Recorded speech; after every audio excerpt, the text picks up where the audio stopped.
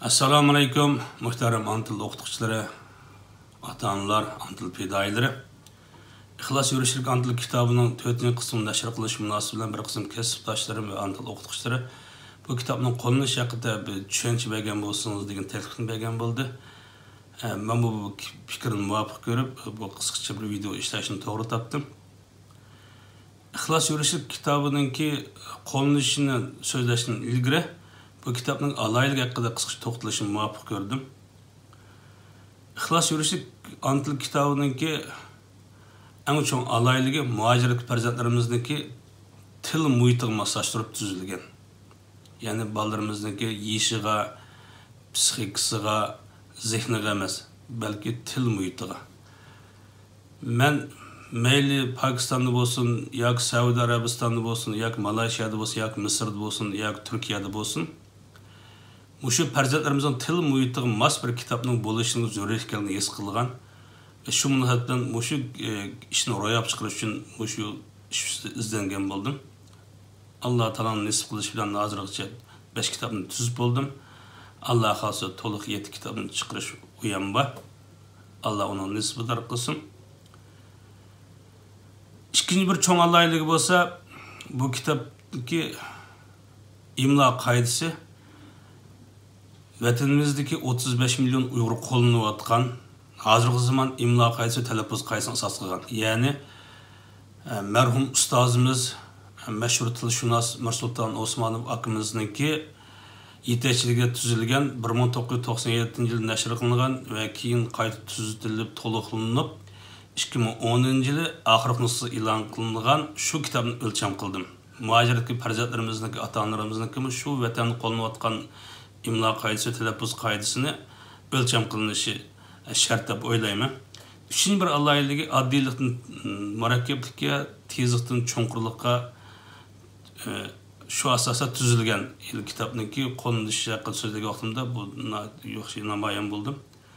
4-inchi izchillik ega, ya'ni bir-biriga moslashtirilgan, bog'lanib mangan. Ya'ni bu kitobni tugatib olgan, yana bir kitobni o'ssam bo'ldi deydigan shaklda qilingan. Endi bu şu 7 kitap tüketilgandan keyin ana tilimizniki, yalnız ana tilimizning emas, har qanday bir tilning muhim tarkibiy qismi bo'lgan, ya'ni 3 tarkibiy qismi bo'lgan fonetika, leksika, grammatika haqida umumiy bir tushunchaga ega bo'lgan bo'ldi.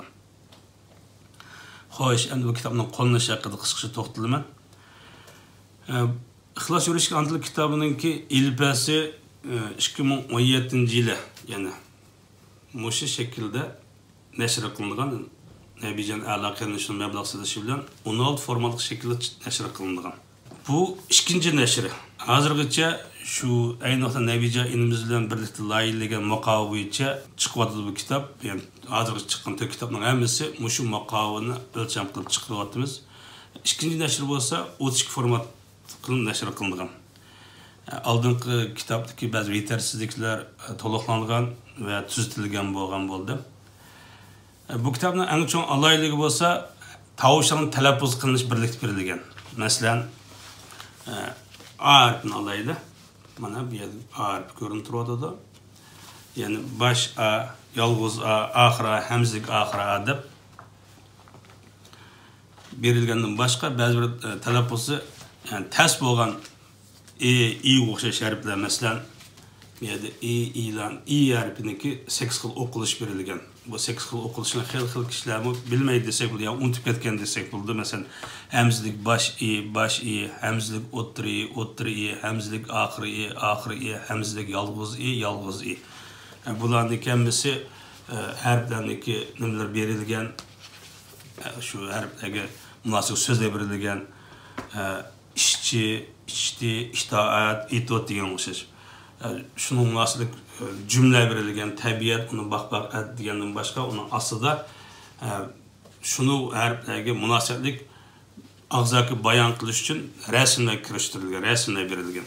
Ikkinchisi mashq kitobi, ya'ni moslashtirilgan kitob. Bu mashq kitob deb ismidan chiqib turadi. Buni o'chirgan topshiriq kitob desak bo'ldi. Ya'ni siz harfni yutib bo'lgandan keyin bu bolaga topshiriq berishimiz to'g'ri keldi. Yani biz Antılını ölçem kılakan arka devletlerdeki asasen şembe yekşemlerde ütüldü.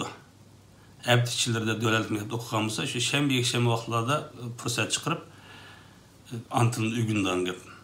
Ondan sonra ballağa bir tapşırık verişimiz doğru kıldı. Hazır diginimizdeki A harfiga ütep bulduk. A harfini ütep bulduk, onun tapşırık verişimiz gerek. Mana bu kitap tapşırık şekli verilgen. Yani A harfini küçürüp yazıştım başka bir yerde hemze, çığır, hemzelik ahırı A degan toğır hatalarını farqlandırıp verilgen bir könüküm var. Balla bunu işleş arkalık hem unutup kalmaydı hem kızgıdı. Yani birinden bilip algan sırı ballanın özü bir işleş açıyordu. İşleş açkanlıkın ballanın muvaffakiyet eni asan yitildi deyin gibi. Bundan başka şu A harflerindeki tözlü şekilde resimle verilgen masajlar. Ayrıpılan, das, alma, taş alma deyendik. Bunun aslı olsa koşak verilgen. Yani ana dada ayını al, ay ağıla okşaydı, harflerini aldı iken adım başlap yazaycı. Degen koşak. Harfini ütken bulsun, onda olsa harfini ütep bulduk savadaşlar.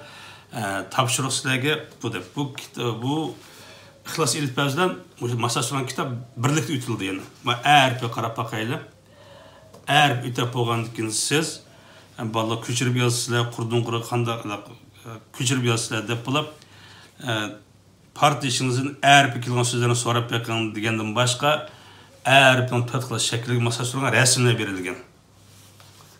Yani ballaga yukarıdaki şekillerin harfinin tip tüven kural düşürüp yazın degen könükün verilgen için balla bu şekilde verildi. Bir haftanın içinde bunlar onun başka şu harfiye ait bir koşak tüzü verilgen. Eynekteki eksim mine deydi, a'ni yazsam fukan ber deydi. Her bir harflerge muşunda koşak verilgen.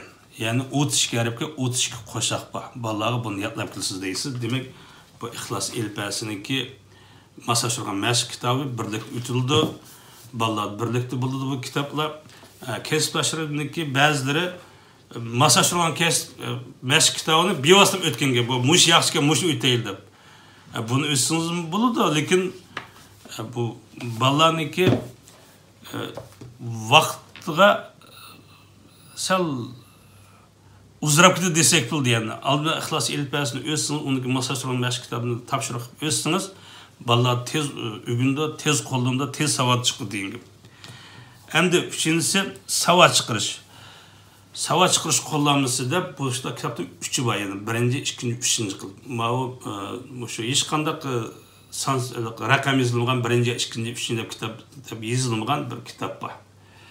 Bu kitabın neşriyattıkiler kitapın birinci kısmında yazılmışsa yazmaptır. Bunun da asasen de gidip boğumdan söz düzüş, birikken söz, birikme söz, şundakla şehir yezanın farkı degендek ağzaki bayanlar, boğum köçürüş kaydısı, sör bezirimizi tüzülüşü, tekstler destek kademde kısa verilgen,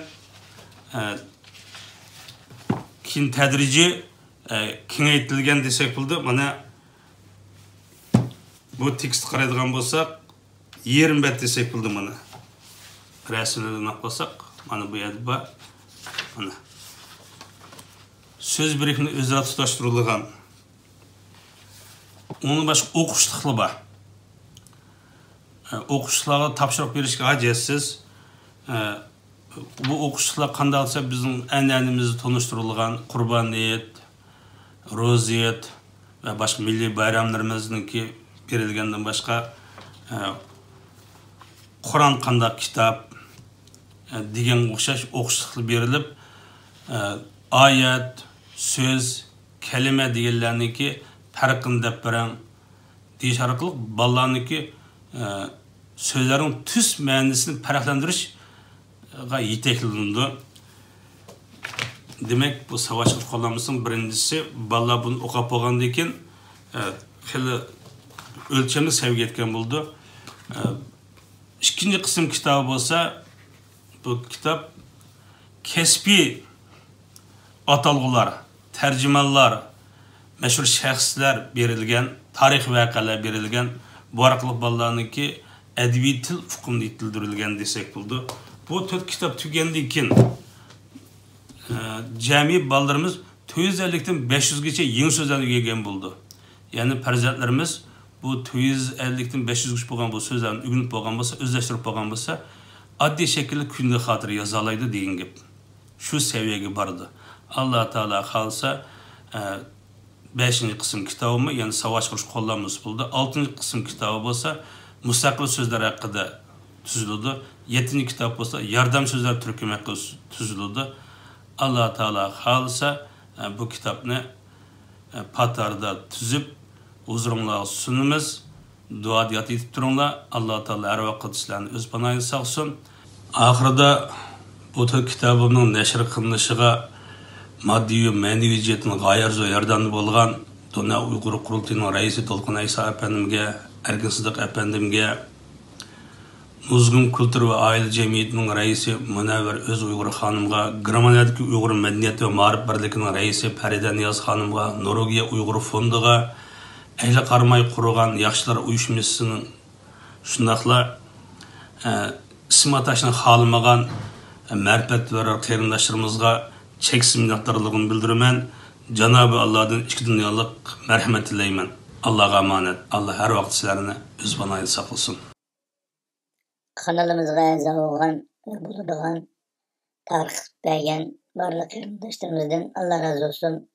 Qarindoshlarımızning yaqindan qo'llab quvvatlashi, tarixni berishi, hammalarga bilan texnik güzel programmalar o'tirib chiqsa, hammamizdan Allah razı olsun.